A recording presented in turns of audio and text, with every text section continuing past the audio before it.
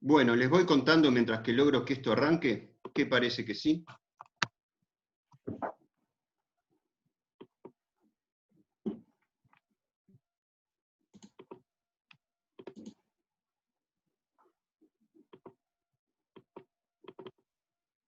Ahí está, ahí acomodé las cosas. Bueno, les voy contando un poquito que todos estamos muy atentos al tema de los problemas que puede traer a nivel respiratorio la pandemia, pero en realidad quienes tienen problemas cardiovasculares y el mismo virus también a veces puede afectar el corazón. Entonces hay algunas otras cosas a las que tenemos que estar atentos. Esto es lo que motivó la preocupación que tenemos los cardiólogos, es que los pacientes o las personas en general, no todos tienen por qué ser pacientes, los individuos dejan de cuidarse y ya van a ver las consecuencias de dejar de cuidarse, los problemas que trae, ¿sí?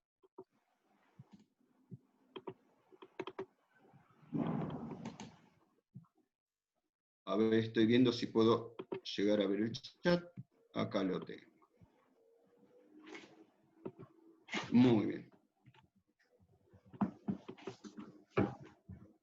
Estos gráficos nos enseñaron de la Johns Hopkins University a empezar a ver este tipo de gráficos, en el cual al día de hoy tenemos 7.675.000 casos diagnosticados, pero esto no significa que sean los únicos casos que hay. Se supone que hay muchos más casos, principalmente porque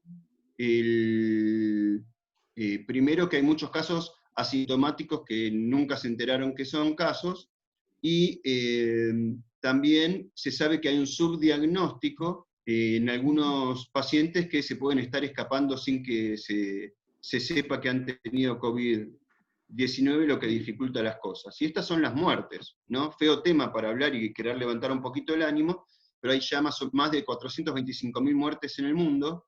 Al frente de todo esto está Estados Unidos con más de 114.000 muertes. Brasil, entre el día de ayer y hoy, superó al Reino Unido con más de 41 muertes.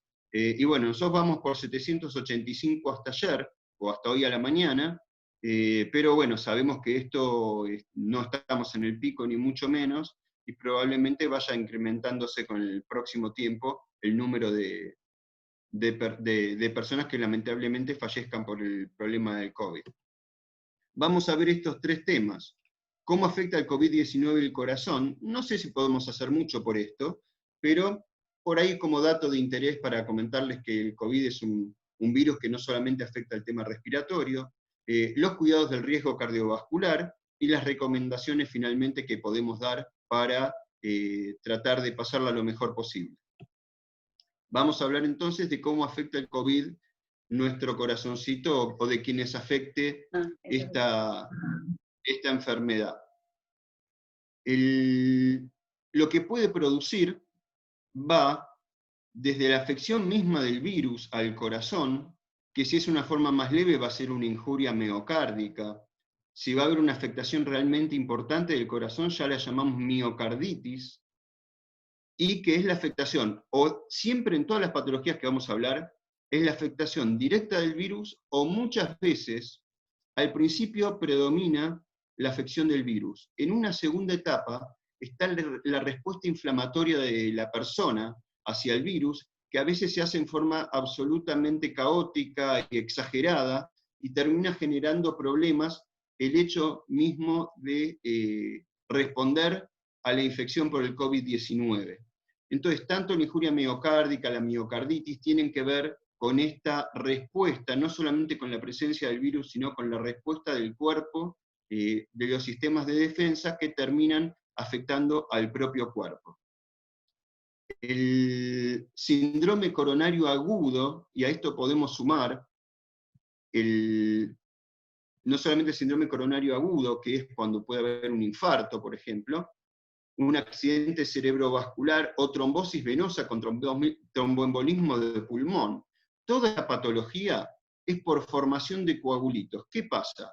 Se inflaman los vasos arteriales, ¿no? Principalmente arterias, en el caso de la trombosis venosa van a ser las venas, se inflaman por el síndrome que provoca la presencia de COVID-19 y la reacción inflamatoria a él.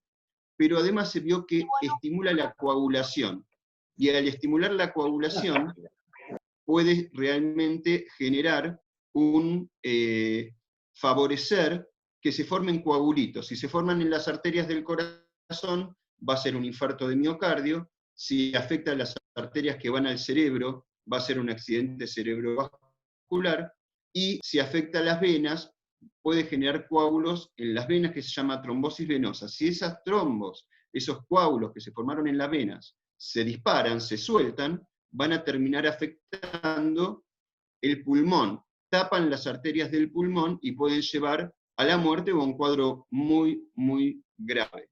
Además, esta inflamación, y sobre todo en pacientes que ya tienen antecedentes de insuficiencia cardíaca, pueden llevar a descompensación de la insuficiencia cardíaca, que puede ser otro cuadro de presentación cardiovascular, que la mayoría de estos cuadros se dan en pacientes que además están con un cuadro grave de COVID. Es más raro verlo en pacientes que no tienen demasiada afección respiratoria, por ejemplo, que vamos a decir la verdad, es lo más frecuente.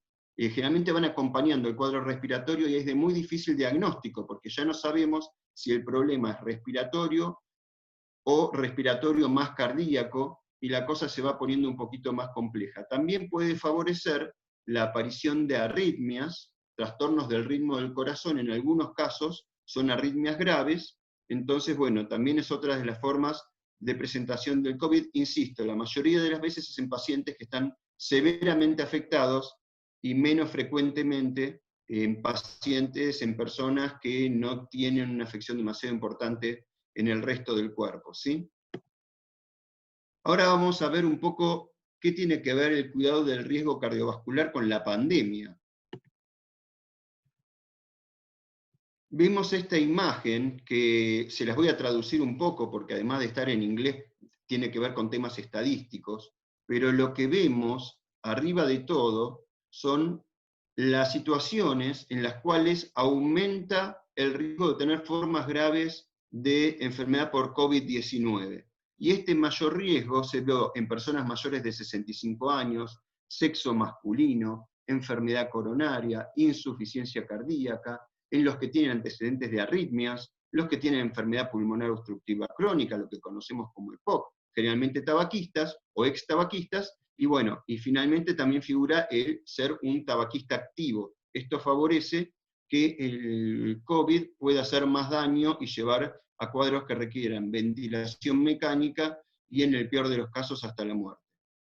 Inicialmente en China se empezó a pensar que como en realidad es al revés, primero se empezó a pensar por la fisiopatología de por dónde entra el virus al organismo, a la célula, entra a través de un receptor que a veces se bloquea con algunos medicamentos antihipertensivos. Y se pensó que eso podía jugar un rol en que haya una mayor afectación de las personas que tomaban esta medicación, que son principalmente el enalapril, el losartán, y estos que terminan en sartán, muchos estarán tomando telmisartán, gliosartán, candesartán, hay muchos de estos fármacos, y también hasta se pensó que las estatinas podían jugar algún rol. Las estatinas son las medicaciones que usamos para el colesterol.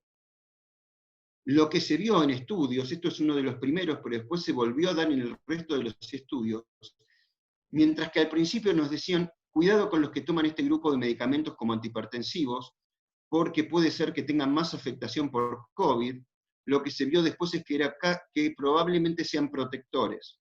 Así que no me suspendan el enalapril, el losartán, esta medicación que usamos tanto como antihipertensivos, ni la medicación para el colesterol, porque es probable quizá, o tienen un efecto neutro o tienen un efecto beneficioso en la lucha porque el COVID haga enfermedad más grave. Así que es muy importante, y esto queremos recalcar porque habían salido algunos artículos en la etapa inicial de la pandemia que decían que había que suspender y modificar o cambiar este tipo de medicamentos, y hay gente que los necesita y que a veces no es fácil reemplazarlos.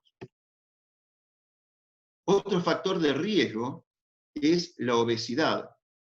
La obesidad se vio que los pacientes obesos tienen peor evolución en la infección por COVID-19, pero además en un estudio en el cual participó el médico argentino Oscar Cingolani, en Johns Hopkins University, y lo nombro varias veces a Johns Hopkins porque realmente están al frente, en la vanguardia en el tema de ver la evolución de la pandemia a nivel mundial. Y ellos vieron que en los pacientes jóvenes, que habitualmente no tienen tantos elementos de riesgo de esos que nombramos, ¿no? Los pacientes obesos tienen un riesgo especial, son más susceptibles a la enfermedad grave por COVID-19.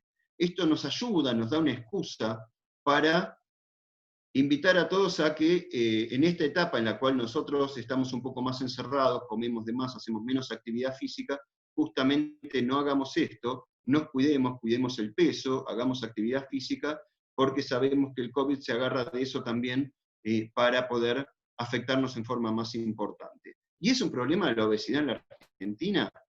En la última encuesta nacional de factores de riesgo del año 2018 dice que uno de cada cuatro personas adultas en nuestro país es obesa. Y esto va en aumento permanente. Entonces, es un problema la obesidad. Fíjense que por este dato nada más ya hay un cuarto de la población que está en riesgo. Si además hay obesidad, y además si sumamos a la obesidad el sobrepeso, si juntamos a todos los que tienen, son obesos por definición por índice de masa corporal, o tienen sobrepeso, llegamos al 60%, sobrepasamos el 60%. Así que es un problema, no descuidemos en esta etapa el tema de evitar la obesidad, porque nos puede traer problemas también problemas ya sobre todo los que nos trae, problemas con el COVID-19. Fíjense qué interesante, esto es California, donde han tenido muchos casos de COVID-19. Y acá tenemos una curva en azul, en el cual se ve el aumento exponencial de los pacientes con COVID-19, y qué pasó con el infarto en estos días, en estos meses, en el año 2019 y el 2020. ¿Qué vemos? Que hay una franca disminución de la cantidad de pacientes con infarto que consultan por infarto entre el año 2019 y el 2020, cuando tenemos la pandemia de COVID-19. ¿Qué pasa? ¿La gente no se infarta? ¿El COVID nos protege? ¿O la gente no consulta a pesar de tener dolor de pecho y tiene su infarto en su casa?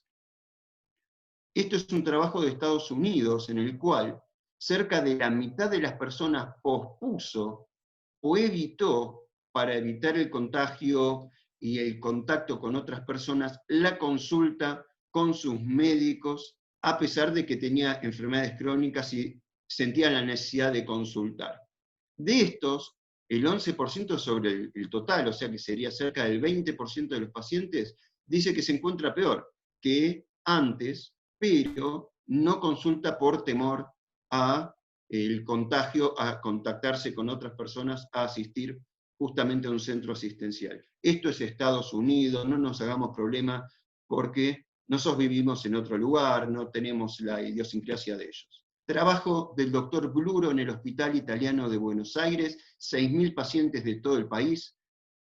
Los números son calcados, 48.5%, casi la mitad no realizó la consulta. Esta era gente que decía que sí tenía necesidad de consulta, pero cerca de la mitad no consultaron, y el porcentaje de gente que se sintió peor y que sintió que realmente necesitaba la consulta y que no la hizo fue parecido al otro. Parece calcado, parece que es un tema, por lo menos a nivel americano, seguramente a nivel mundial, la gente no quiere consultar por temores, algunos por falta de acceso, vamos a decir la verdad, pero hay la mitad de la gente que sintió que necesitaba la consulta no la hizo. ¿Y cómo se traduce esto a nivel mundial con los lugares donde ya tuvieron muchos casos de COVID? Hay un temor como modificador del riesgo cardiovascular. Y de esto no teníamos noticias hasta ahora. Hubo una reducción de cateterismos por cuadros coronarios agudos del 38% en Estados Unidos. Ahí vimos que había menos infartos, ¿sí? La gente no consulta, no le hacen cateterismos de urgencia. El 32% en Italia, el 32% en España, el 40% en Italia, y hace poco también vi un trabajo argentino multicéntrico en el cual hay un 28% menos de consulta por infarto, ¿sí? Entonces, se da en todo el mundo. La gente con su dolor de pecho, con los síntomas compatibles, con sus factores de riesgo, no consulta porque tiene miedo a acercarse a los centros asistenciales. En Hong Kong se hizo un estudio en el cual los pacientes tardan 4 horas más en ir a la consulta. ¿Sí? Se la bancan en casa, vamos a ver qué pasa. Cuando no queda otra, consultan 4 horas más tarde. Esto significa menor chances de tratamiento precoz, que es algo que modifica el pronóstico en estos pacientes. Y la gente no lo hace, no consulta. Incremento de las complicaciones mecánicas cardíacas en contexto de infarto.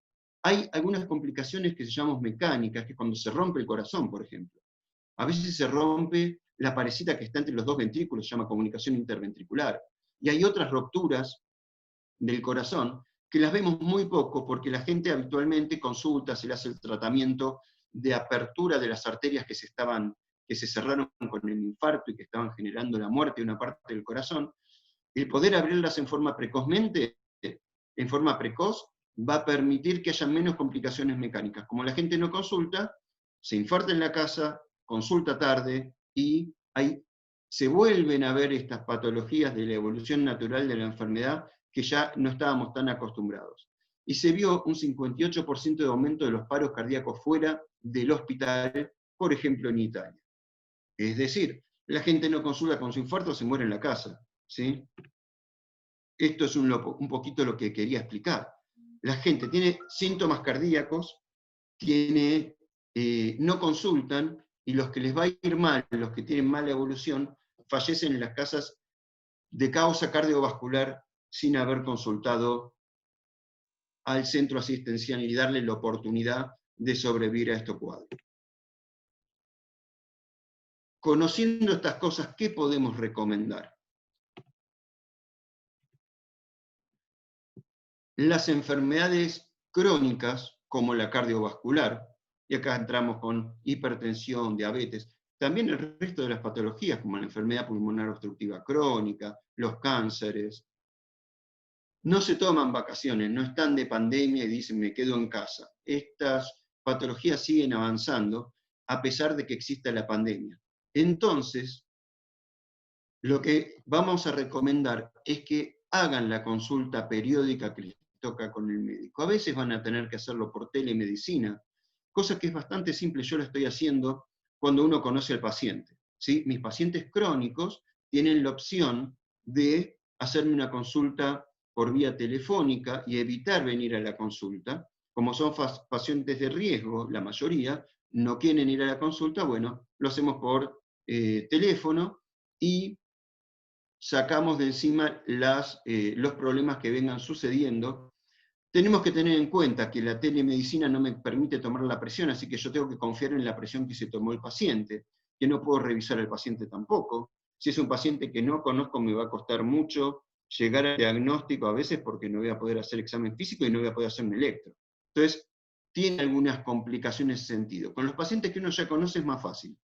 Con los otros prefiero que hagan la consulta de este tipo, no en la emergencia, sino para el tratamiento, su tratamiento crónico, para el seguimiento de su tratamiento crónico. Y bueno, si uno no lo conoce, hará hasta donde pueda, y si la cosa está demasiado complicada, le dirán, venga a mi consultorio y ahí lo veo y corremos un pequeño riesgo, pero esto no puede esperar. A veces sirve para eso, entonces tenemos que servirnos de la tecnología, como en este caso que me puedo contactar con todos ustedes, ya veo que hay unos cuantos que se han contactado, y dar la posibilidad de que lleguen a la consulta a pesar de la pandemia y no correr riesgos innecesarios. Las enfermedades crónicas, como dije, no toman vacaciones, entonces si tenemos indicación de ejercicio, hay que hacer ejercicio. Haremos ejercicio en nuestra casa, haremos ejercicio en el patio de casa, haremos ejercicio si tenemos salidas recreativas. Aquí en el interior del país, en muchos lugares tenemos posibilidad de hacer salidas recreativas, entonces buscaremos la forma de mantener haciendo ejercicio, aunque el clima esté feo o aunque no podamos salir de casa. Prendemos la computadora, como hicimos ahora para escuchar esta charla, y hay un montón. Acá puse un ejemplo, una que usamos en casa que se llama Walk at Home, que significa caminar en casa. Es impresentable vernos a nosotros moviéndonos mirando la computadora, porque además yo llevo siempre el paso al revés que el resto, pero es una forma sencilla de tomarse media hora, 40 minutos por día y hacer actividad física y no, con esto se nos acabaron las excusas. Y tratar de alimentarnos bien. Si vivimos comiendo, cocinando, obviamente, y sobre todo si cocinamos cosas que están llenas de harina, llenas de hidratos de carbono, dándonos todos los gustos, es probable que tengamos dificultades en algún momento y que después no podamos pasar por la puerta. Cuando termine la pandemia no vamos a poder salir de la casa porque no pasamos por la puerta por los kilos de más que fuimos ganando después de cocinar cosas riquísimas, pero seguramente muy calóricas y en las cuales uno tiene muy a mano todo el día el alimento, entonces uno se alimenta en forma inadecuada. Entonces, la recomendación es alimentarse adecuadamente, cuidar el peso, y ya vimos que no estaba bueno ponernos obesitos en la época de pandemia porque el COVID puede afectarnos en forma más peligrosa, y realizar ejercicio físico en su casa, en el barrio, donde pueda, ¿sí? Si tenemos síntomas que pueden ser, que nos dan sospecha que puede haber enfermedad cardiovascular, a ver, no tienen por qué saber si el problema es coronario o no, pero o van a tener que hacer una consulta urgente a una guardia, sobre todo los que tengan síntomas como dolor de pecho, falta de aire de origen no explicable. Si tienen fiebre, falta de aire y están con dolor de garganta y todo eso, seguramente habrá que descartar COVID, pero si no es eso, simplemente falta de aire, o si tienen desmayos, es bueno que se acerquen a una guardia y ver un poquito qué es lo que está pasando, o al menos se comunican con algún número de emergencia para ver cómo manejarse en tiempos de pandemia. Pero no dejen de consultar, porque si no, las complicaciones van a suceder en su casa y va a ser un problema. Para quienes son grupos de riesgo, mayores de 65 años, embarazadas, diabéticos, pacientes con enfermedades respiratorias, renales, cardíacas, vacuna antigripal y antineumococo como deben hacer todos los años, ¿sí? Porque lo único que falta ahora es que tengamos un exceso en gripes severas, ya no COVID, sino gripe, y se sumen y terminen las dos patologías sumadas llenando nuestras terapias intensivas. Entonces tratemos por lo menos, para lo que sí tenemos vacuna, vacunarnos y quedarnos tranquilos en este sentido. La última recomendación es la que todos conocemos, ¿sí? Los cuidados que tenemos, que salen por todos lados, no los vamos a repetir porque ustedes los conocen muy bien, el Ministerio de Salud de la Nación y todos los lugares y todos los medios de comunicación están permanentemente estimulando que se hagan los cuidados para no transmitir la enfermedad, y yo voy a poner especial énfasis en dos puntos. Si salimos, y sobre todo si salimos y vamos a estar en contacto con otra gente, barbijo, ¿sí? Demostró beneficio, es la forma en los países donde usaron precozmente el barbijo y lograron el distanciamiento social, les ha ido mejor que en los que lo usan, ¿sí? Entonces está demostrado que el barbijo tiene utilidad, ¿sí? Entonces usar barbijo, cubreboca, máscara facial en quienes corresponda, sobre todo la gente que trabaja en salud, y tratar de evitar de esta forma que se propague la enfermedad, cuidarnos uno, cuidar al prójimo. Y el otro punto que también me interesa es ser solidarios con los pacientes de mayor riesgo, con las personas que tienen enfermedades crónicas y están tratando de no salir, y están tratando de cuidarse y están encerraditos, y uno tiene que fijarse que no les falte la medicación, fijarse que tengan acceso a la medicina, fijarse si necesitan que les acerquen alimentos. Es una época especial en la cual vamos a terminar o peor o fortificados, ¿sí? Quizás la solidaridad sea una forma de estar, de lograr fortificarlos y poder de esta forma ayudar a los demás y pasarla lo mejor posible, ¿sí? Hay que cuidarse, hay que cuidar a los demás, y sabemos que esto no se va a ir enseguida, ¿sí? Vamos a tener que tener mucha paciencia. Nadie está pronosticando que en corto plazo haya una vacuna, o en corto plazo estemos todos inmunizados. Entonces, con esto vamos a tener que convivir bastante tiempo.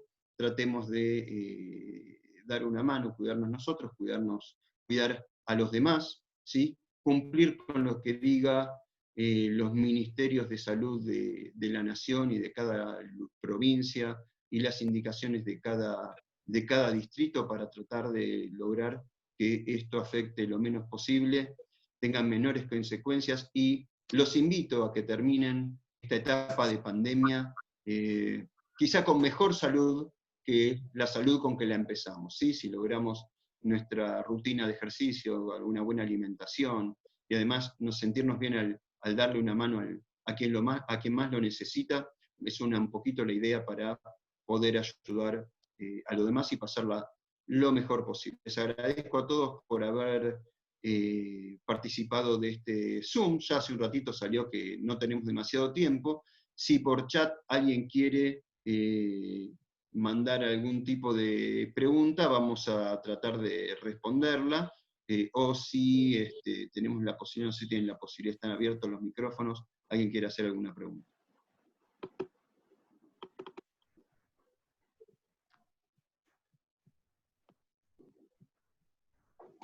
¿Me escucharon bien?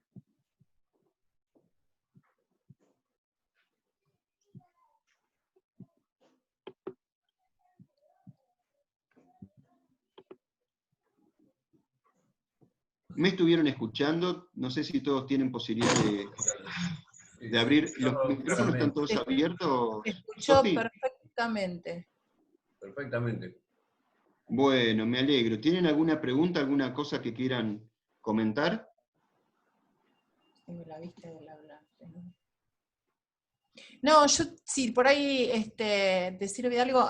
Se conectó la licenciada en nutrición, nuestra Nutri del Hospital Belgrano, la licenciada Mosca, y con ella y todo el equipo de rehabilitación estamos haciendo intervenciones a modo de videos y pequeñas charlas para que la gente pueda estar como más en contacto con nosotros, incluso hasta con esta cosa de no poder ir al hospital, que tengan acceso a la consulta a través nuestro. Así que, nada, agradecida totalmente, y bueno, eso es lo que estamos haciendo nosotros desde rehabilitación, desde los 2 programas de rehabilitación y calidad de vida. No sé si se habrá escuchado. Sí, es un problema a veces la accesibilidad, porque realmente los hospitales hoy en día es un lugar difícil para consultar. Sí, acá por lo menos recién ahora están abriendo algunos consultorios en el Bolsón, si no estaba prácticamente cerrado el hospital. Y la gente necesita tratamiento crónico, sus enfermedades. Y bueno, en lo personal armé una videollamada para tratar de lograr que la gente pueda seguir estando en contacto. Tengo pacientes muy añosos, como todo cardiólogo, y logramos por suerte que algunos se puedan contactar por esa vía, o por ahí vienen una vez y yo el seguimiento ya se lo puedo hacer. Una vez que conozco al paciente, el seguimiento se lo puedo hacer sin ningún tipo de problema, porque ya lo ausculté, ya le hice el primer electro, y lo que tratamos es que si tiene un cuadro agudo, pueda consultar de urgencia y no espere el contacto con el médico, que se hace muy largo, porque si no va a llegar fuera de tiempo si realmente pasaba algo grave. Sí, eso nosotros el jueves estuvimos estrenando con los 2 grupos, porque bueno, ya sabés la dificultad que tenemos con este sistema nuevo, y que también muchas veces a los pacientes le cuesta, ¿no? No todo el mundo tiene acceso a esto. Bueno, esta vuelta la verdad es que salió bastante bien, la próxima se irán sumando a medida que puedan ir bajando cada uno las aplicaciones, pero una de las cosas de las cuales hice hincapié en la charla fue de esto que vos explicaste, esto de poder pensar si me duele el pecho, si tengo algún síntoma, o sea, empezar a pensar en la urgencia. Lo que pasa es que, bueno, también la gente, la realidad es que no quiere ir al hospital muchas veces ni a vacunarse, ¿no?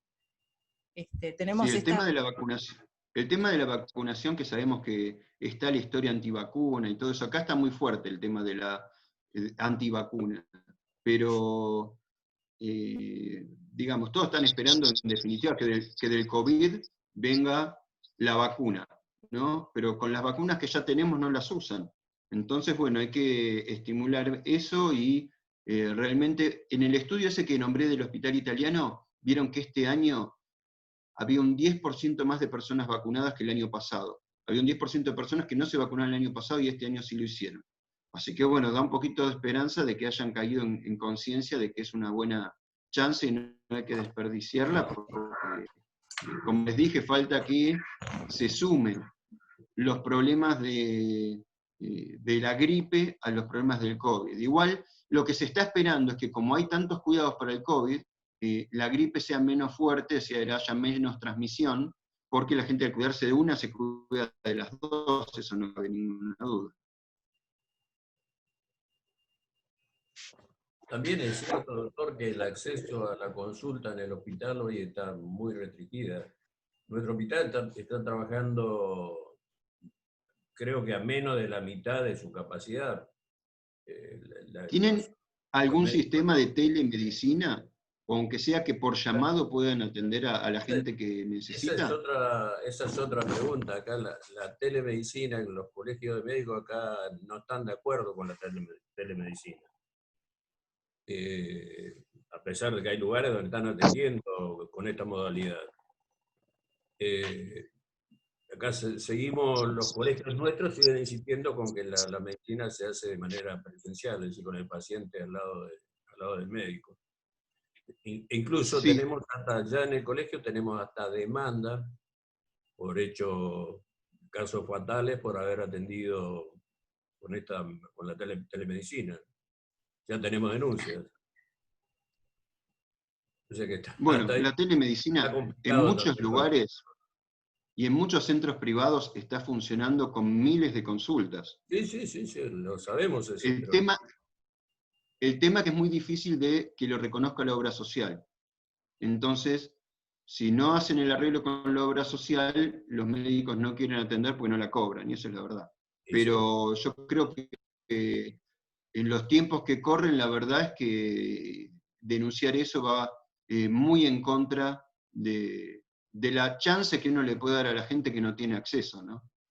Sí, no, yo creo que es un método que ya ha llegado, se va a instalar. A pesar de que hoy, insisto, el Colegio de Médicos, nuestro, que es el Distrito 4 acá, está en desacuerdo totalmente con la telemedicina. Y digo que además tenemos ya denuncia hecha a médicos por mala praxis por atender con este método, ¿no? Seguro, tiene sus riesgos en lo legal, ¿no? Está estudiado y en realidad hay que hacer un sistema de consentimiento informado en el cual uno le avisa al paciente. Es bastante engorroso para hacerlo. Y bueno, Pero hoy en día además creo no que es hay... una oportunidad, una chance que es una pena que se la pierdan. Los pacientes quedan sin tratamiento. Totalmente. Yo personalmente creo que esto llegó para instalarse y se va a instalar a la larga. Va a haber que organizar el método, hasta dónde se puede llegar con el método también, porque eso también tiene que tener Seguro. algún límite. Pero bueno, este es hoy el Colegio de Médicos. Anteayer tuvimos una reunión por Zoom también como consejero, con los consejeros del colegio y volvieron a insistir con esto de la telemedicina. Bien, bueno, No les hay cuento. no hay leyes todavía con respecto a este procedimiento. Seguro, yo creo que como decís vos, se va a terminar instalando. Le voy diciendo, a mí el sistema me dice que me queda menos de un minuto y no quiero terminar sin saludarlos, aunque sea, y agradecerles que estuvieron participando de esta reunión. Tengo posibilidad de invitar a colegas a que hagan este tipo de reuniones. Yo creo que si logramos que un grupo siga estas reuniones por Zoom, va a estar interesante y bueno, voy a invitar seguramente a colegas muy prestigiosos para que puedan contactarse con ustedes por esta vía. Y les agradezco muchísimo, realmente, además la alegría de ver caras amigas de muchos lugares del país,